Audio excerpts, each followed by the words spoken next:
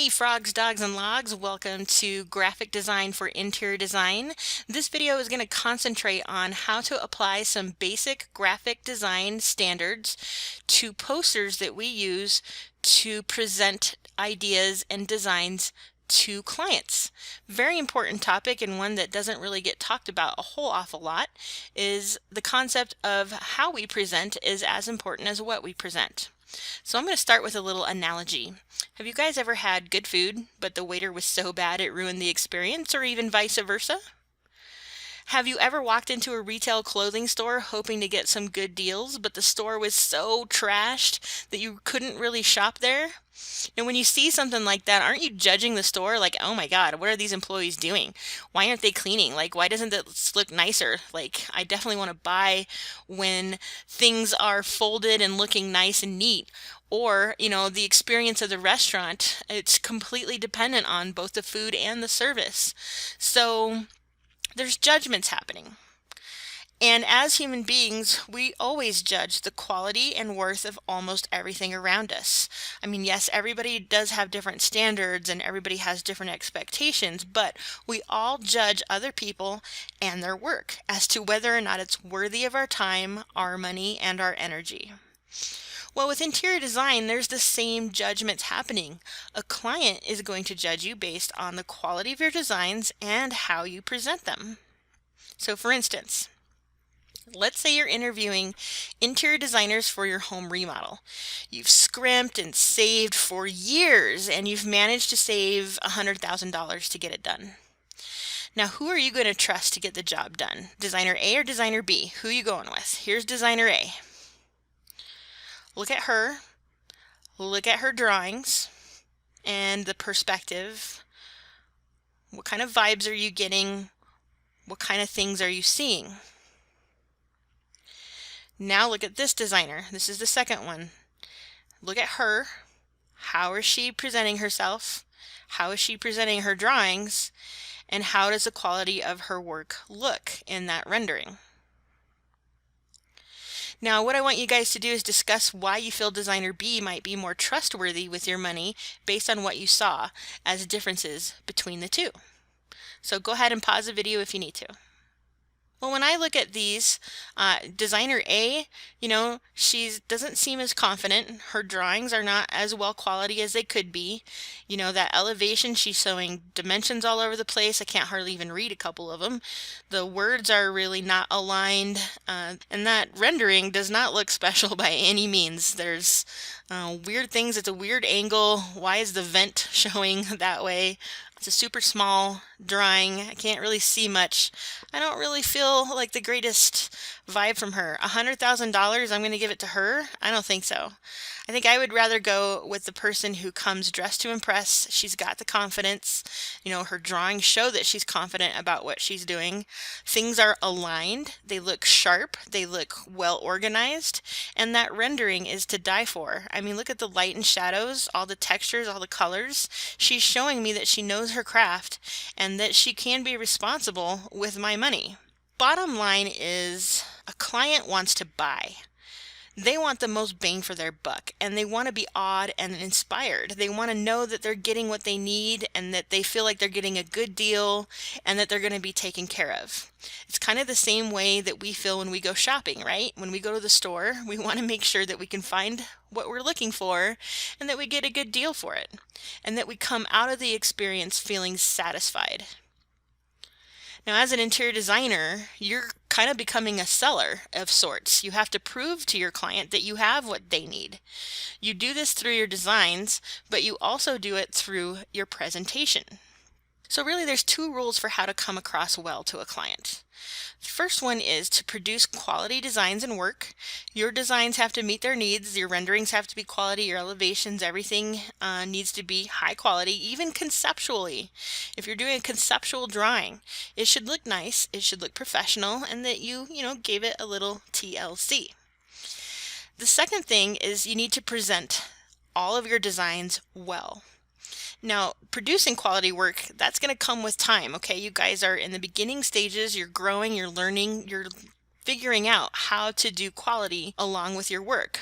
But being able to present is something that we can start building on right now. So before we go into what to do on your presentational documents, let's talk about what kinds of documents there actually can be. In interior design, there is a single board layout. So just like the title says, you're using a single board to lay out information. This can be done by hand using things like materials and finishes or pictures that you've cut out, or it can be done digitally where everything's done in like Adobe Illustrator or whatever software that you want to use. We use this method most often when we're sitting down at a table with clients. We're sharing boards one by one in an informal yet professional kind of conversation. The multi-board layout is where you use multiple boards to display information about a project. So sometimes the boards are a little bit more simple and they just simply match each other, but they just have different information, like the one that you see on the left side.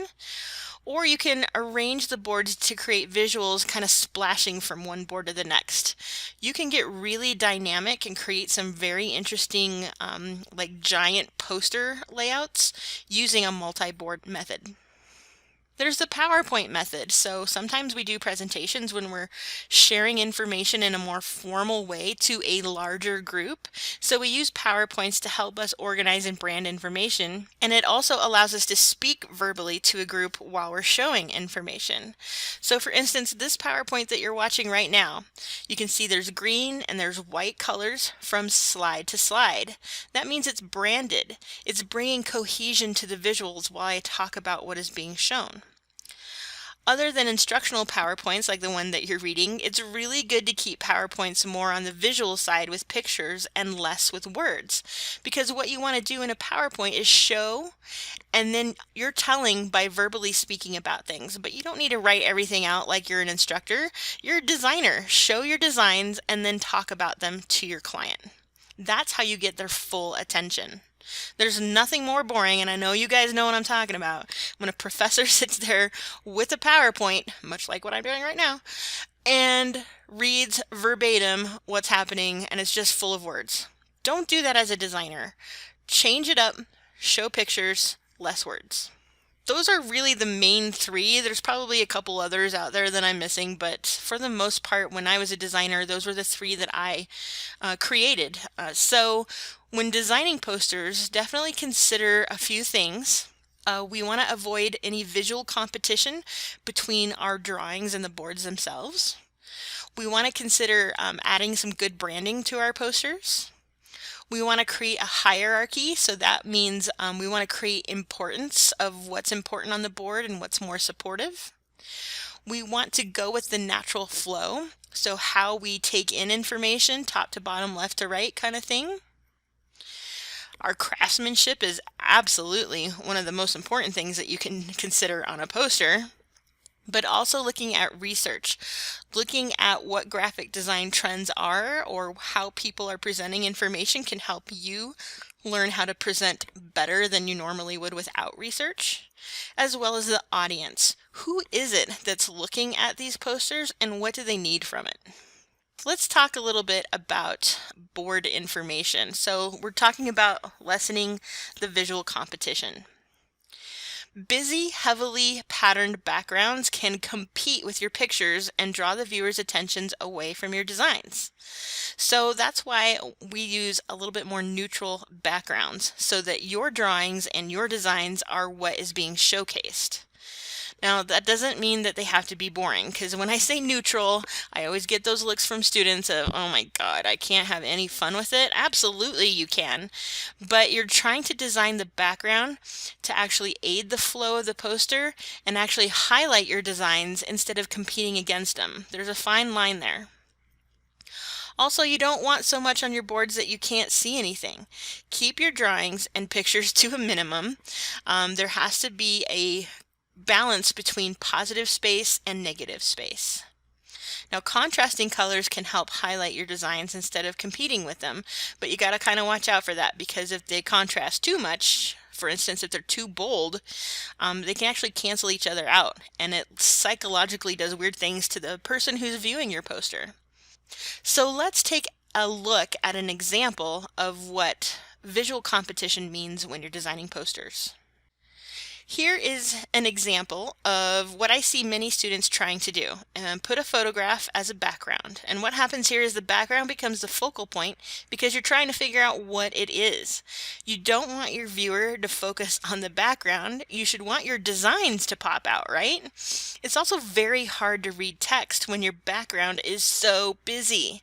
So please do not use photos as backgrounds.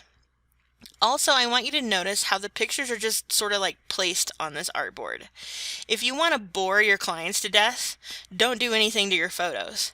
As I continue showing examples of what to do and what not to do on boards, I want you to notice how I start to evolve the pictures along with graphics. Now, this next example is a very simplified version to prove my point. By making the backgrounds less busy and more neutral, suddenly it's the pictures that are being showcased. You can also read the text. Now, it's not to say you have to go super boring with a neutral background. As you can see, I have a slight pattern in the background. This is done by placing a picture on the background, and let me actually unlock this so that we can see this. So I'm going to just bring this back a little bit. So there's the picture that I have in the background, and I placed a rectangle right on top of it, and I colored the rectangle the same color here, but then I changed the opacity up here in this options bar so that you could still see the pattern, but it's also colorized. I colored the rectangle a muted orange because orange is on the opposite side of the color wheel than green is. And so when you choose opposite colors, it creates an emphasized contrast. But if I had gone really orange, that orange and green would have clashed big time. Also, red is typically the color that's opposite green on the color wheel, but red is too Christmassy to mix with green. And I really wanted that green to highlight, so I changed it into orange. I also added that darker color over on the right hand side to just create an interest so that the pictures were highlighted even a little bit more. So doing an overlapping method like this is a really great, simple graphic design technique to use to kind of spice things up a little bit. Alright, so the next thing I want to talk to you guys is branding. So what exactly is branding? It's a visual cue that not only unifies the presentation that you're having, but it also allows a designer to put like a recognizable signature on their work. So for interior design, you definitely need to be including your logos on all the posters that you make, but also consider how the background of the presentational materials can aid your branding, be it paper or poster size or whatever it is that you're working from. So you can see the image on the right, how this company used branding as a visual cue. It's like basically saying, hey, this is our company. An orange triangle is us. And you can tell because the logo, in addition to the unique shapes and colors, are really what's fortifying that. So there's a degree of neutral colored space as well, because you don't want to overwhelm people with that orange, because that's a bold statement to make. You need to balance the boldness with some neutrality. So your posters need to have a little bit of branding, and your logo and unique shapes and colors, those are things that you need to play with while you're looking at your posters. So here I am back in Illustrator, and we're looking at this poster as being branded. So what I did, I used a nice big bold graphic at the top that I used the pen tool to draw, and these are actually 3 shapes. And let me unlock this so that I can kind of play. So here's shape 1, here's shape 2, and then the third one is actually a white shape, which I used to help create a voided look. And then I used the same colors and shapes and branded my perspectives to create more interest and importance to them. Now, I didn't brand everything because it's important, like I said, to create negative space on my boards, and I don't want the graphics necessarily to compete with the pictures, but they can highlight them in really super unique ways so that the designs actually pop out on the paper a little bit more. It's all about finding that delicate balance. Now notice how the shapes go all the way to the end of the paper, and that's a great graphic design technique to use to make a poster feel a little bit more modern. So if you're doing modern design, those are some things that you can do to really up the ante on your poster design. Now if I were to actually take that away and bring it back, suddenly you can see that this has a very different look and feel to it. And it doesn't feel quite as modern, it actually feels a little bit more traditional. So I'm going to undo those so that you can come back and see what that did for the poster. Play with that technique as you work through your posters. This is now branded because of how I use shapes and colors throughout my layout design. Nobody else's poster will ever look like mine as a result. So if you want to do good branding, here's some tips and tricks. Font choices. Choose 2 to 3 fonts to use on your poster. The first font is the one that you're going to use for your main titles. So they're big, they're bold, and they're easy to read and easy to see. The other 2 fonts, I mean, you could choose 1 or 2, it doesn't really matter, but choose other fonts that are a little bit more descriptive and smaller texts. One main graphic for your poster, and then use several smaller graphics to kind of play into that big main graphic. Engage photos with graphics. Like I said, don't just place a photo on a blank background. Engage them with graphics. Use consistent combinations of shapes and colors. So if I did it to one perspective, maybe I should do it to all of them. But stay consistent. Consistency is what makes things professional.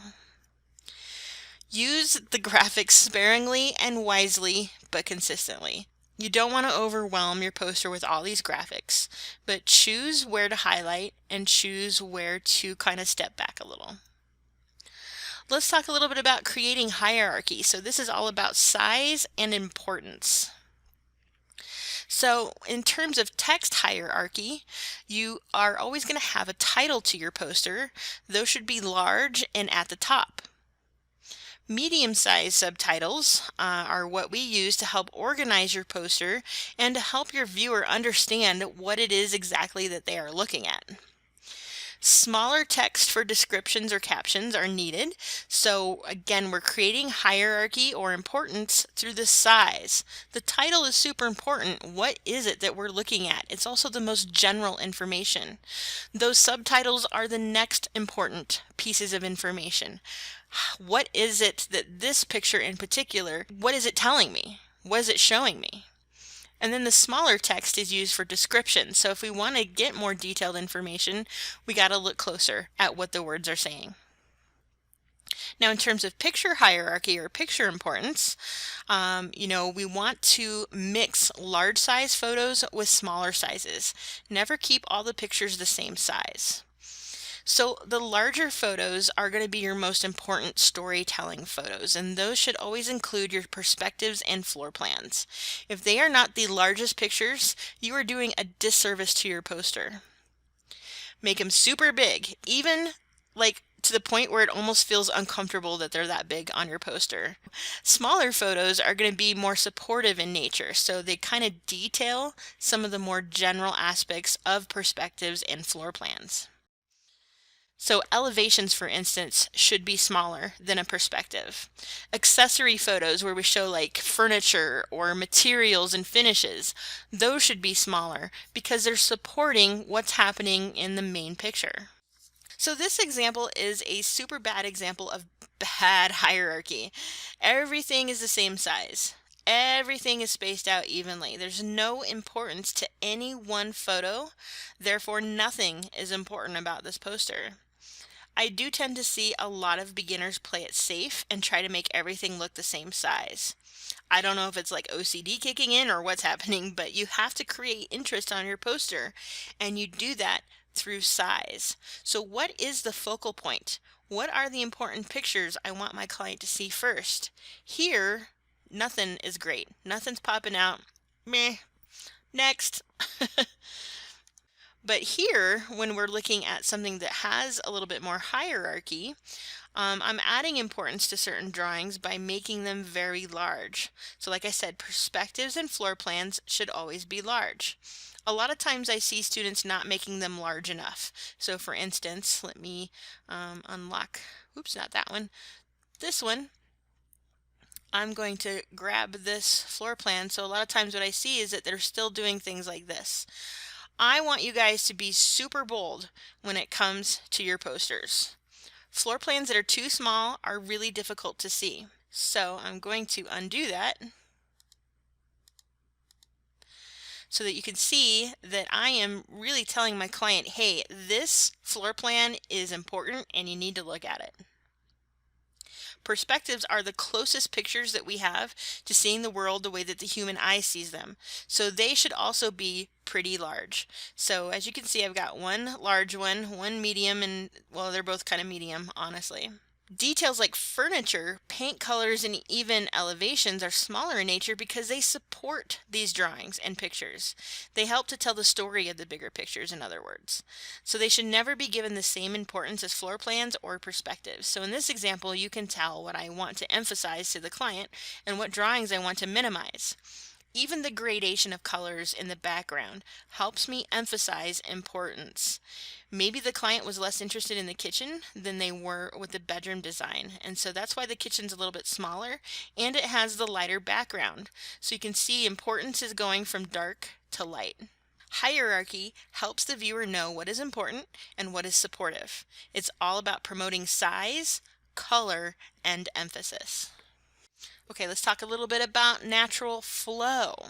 So depending on your culture, there is a natural feel for how you read and take in information. So here in America, we are top to bottom and left to right people. And honestly, it's a little bit more complex than that when you look at the psychology of how we read and take in information. There's actually a Z pattern happening. So it is top to bottom, left to right, but it's usually in a Z pattern. So if you can place things in a Z pattern, you're going to be doing pretty good. This is a storytelling aspect. We want to take the viewer from a big picture to small picture, from the floor plan into the details of the perspectives, and even from the perspectives to do the details that make up the perspectives. Choose your focal points and then use graphics to aid how your poster should read. So like diagonal lines in the background or using graphics that have diagonals or movement is super important for helping somebody go from one picture to the next. Gradations of color can aid flow. So something very similar to what I showed you in the hierarchy. That can help you follow through and see where you should be going on your poster. The size of objects, the larger they are, the more important they are, and that does create a natural flow of here's big, here's medium, here's small. So here's a good example of flow. It might not be the best designed poster, but it's emphasizing what I want it to do. From large to small in your title. That's a very natural feeling. I'm going from top to bottom, and I can read left to right. Telling a story is a technique that advanced designers use in their presentation method. So taking a client from beginning to end with your pictures is the goal. So the most general idea goes into more detailed ideas. So when we're presenting to clients, a lot of times we start with the floor plan and we show the clients where the entrance of the floor plan is. And then we walk them through the space. And as you go from space to space, pause to show them corresponding perspectives. So, Mrs. Smith, here we are at the entrance of your new condo, and we're walking in to see that the dining room and the living room are the first things that you encounter. So let me point out some interesting information about your living room. Look at that beautiful leather couch. And we were talking about how we were using tones and of grays and beige to kind of play on in your living room. So see how I was able to go from a very general idea into a little bit more details. And then, you can always come over here and kind of put some of the materials and finishes to really showcase like what those look like. Then what I do is I would go back to the floor plan and continue walking them through. And the visual guides that I have here, like arrows or like in my case bubbles, anything that you can use to help show the client where the perspectives are located back on the floor plan. Now this technique that I have where you're kind of seeing like where everything should be located, I've got things color coordinated, everything's looking good. That's excellent to use when you're not able to be there in person to verbally explain your design. That way you can show clients where things are instead of telling them. So it's an instantaneous, yes, I understand what's happening. Let's talk a little bit about craftsmanship or quality. That's a super important thing. Just like how you dress for an interview. Are you going to go in t-shirts and jeans that are all ripped up, or are you going to go in a nice suit? Quality matters. So on your posters, make sure that all your words are readable. Please do not use cursive, or use cursive that's readable. I know that's kind of a strange concept, but you can tell when a cursive is readable and when it's not. No watermarked images or pixelized images. There's no way that you should ever take something that's got a watermark and put it on a poster. You should also put clear pictures on your poster. So if they're fuzzy in any way, that's a horrible thing to do to somebody, is to try and make them figure out what's happening. So no watermark, no pixelized images. Do not stretch images, okay? So that's something that I see students doing a lot because they feel like the picture needs to take up a certain amount of space, and so they stretch it out, and so people look all morphed and weird, and the interiors don't look, in proportion. So always keep those pictures in proportion. The less words are best unless you aren't there to explain the poster verbally. Then you're going to need to put more words on your poster. So, like if you're sending, like I had to do this a lot because my clients were hospitals, and so they were really big groups, and so we would send them posters and finish boards, and then what they would do is they'd set them up out in like hallways or in like main spaces so that employees could look at them as well as patients, so that they could see what the future remodels were going to be. So in those instances, I needed to put more words on the poster so that if somebody wanted to get more information, they could. But if I was going to take those posters and actually present them to like the board of directors for a hospital, I'd probably put a lot less descriptive words because I'm there to actually talk about it. And I really want them to just focus on the visuals and less on trying to read the presentation while I'm talking about it. So align, align, align. All right, alignment makes your poster look less random and more organized. And the more organized things appear, the more trustworthy you become to the client, because they can see you got all your ducks in a row and that you're doing good things with design. You're not messy, you're not crazy, you're organized and professional. Use symmetry or asymmetry to your advantage. So there's something called the rule of three. Look that up if you don't know about it. There's a lot of photography rules that can go really good with design poster making. Things that are super symmetrical can actually be a little bit more boring, but sometimes it's necessary to show symmetry in our design layouts. Asymmetry tends to create more interest and really showcase movement or flow throughout your poster. Kind of have to watch which one's going to be best for you. Another thing I want to talk to you guys about is research. Look at magazine layouts and other examples of interior design marketing. Now, I don't necessarily want you to copy what you see, but you can get inspired. Take the ideas that they have and make them your own. So this example over on the left-hand side, you can see how they're using shapes and opacity to kind of create interesting shapes that really highlight the parts of the picture I want to highlight. There's a way of organizing columns on a poster. There's a way of, looking at more panoramic pictures to really take in the view that you're creating for your client. So look at what other people are doing. Don't necessarily steal what they're doing. How can you use shape, color, text, placement, and font to present pictures and information in unique ways? That's super important, especially when you're beginning to do poster layout and you haven't really had a lot of experience. Lean on the experience of people who are doing it and find ways to create interesting layouts. You also have to consider who your audience is. Who is seeing this and what do they need to see? For instance, your text. Add more descriptive text when you're not going to be explaining your project verbally, kind of like I already talked about. Add less descriptive text when you're talking to a client or presenting to a group in person. So that's very accurate. So any of these projects that you guys work on either in my class or with your instructors or even with your future employers, always consider who's looking at this and what do they need. Text-wise, do they need more text or do they need less text? Always keep your subtitles though. Don't ever get rid of those little small descriptive things like floor plan, living room, dining room. Those titles, or subtitles I should say, help your audience understand what they're looking at. Never just have like pictures all by themselves. Pictures, the client wants to see the design come to life. So how many do you need? Nobody can really tell you how many drawings you need to show unless your instructor is kind of telling you how many drawings that you need to show. Always highlight public areas and then give highlights of more private areas. I don't know why I use highlight twice here.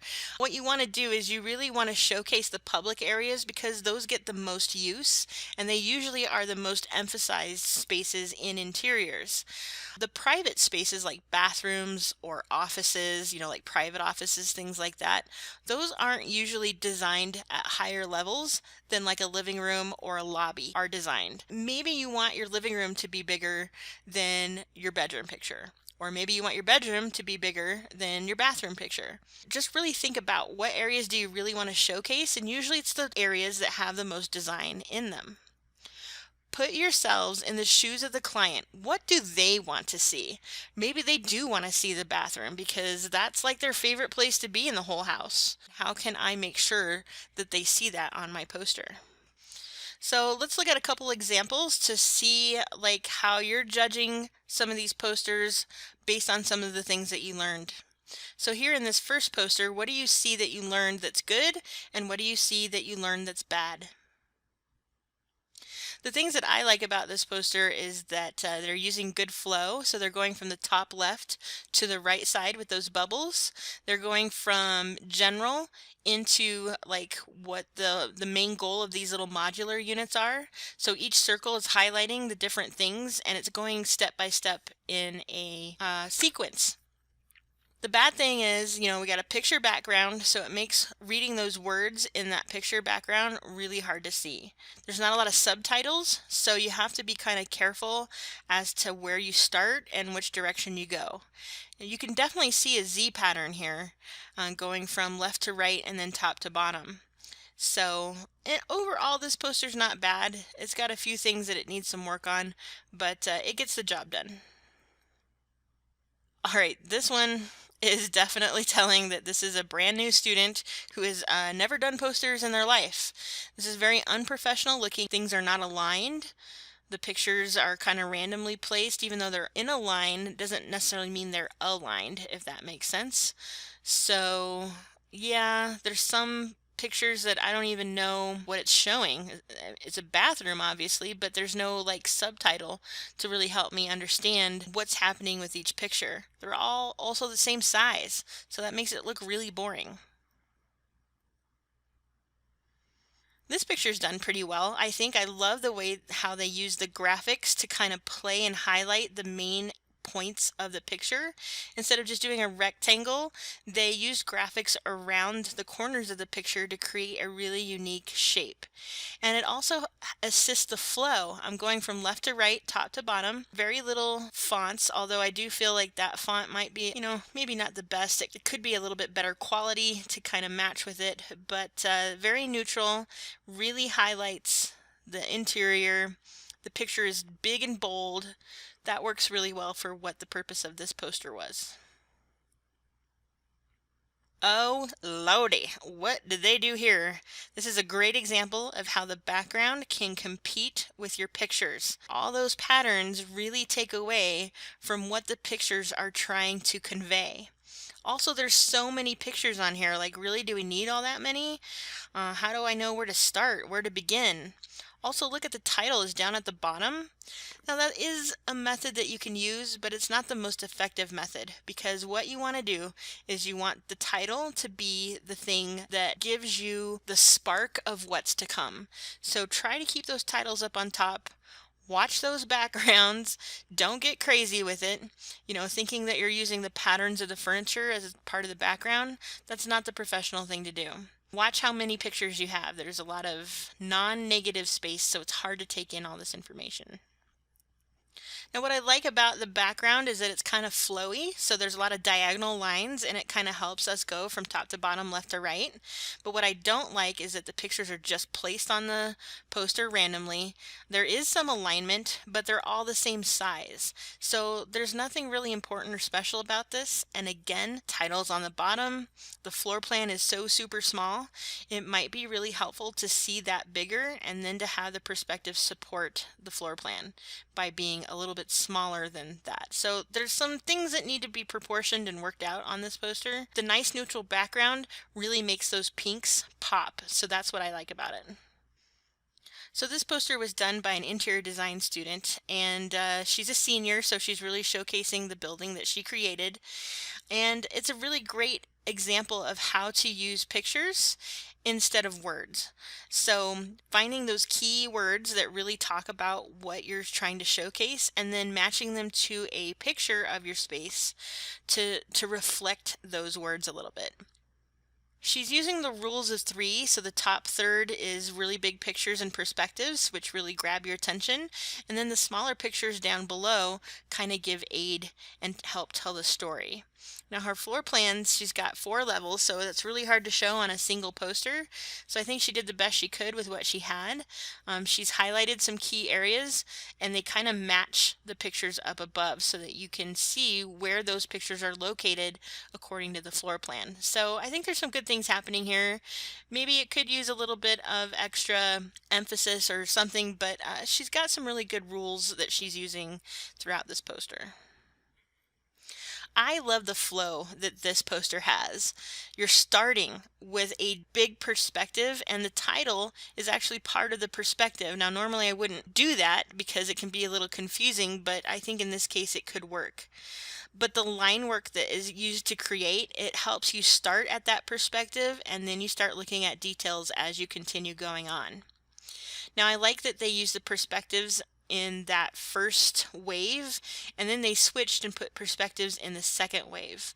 So again, it just helps you start the poster from the top left and you end down on the bottom right, and then you kind of want to go back through and find out what is all this information, because all these pictures are great.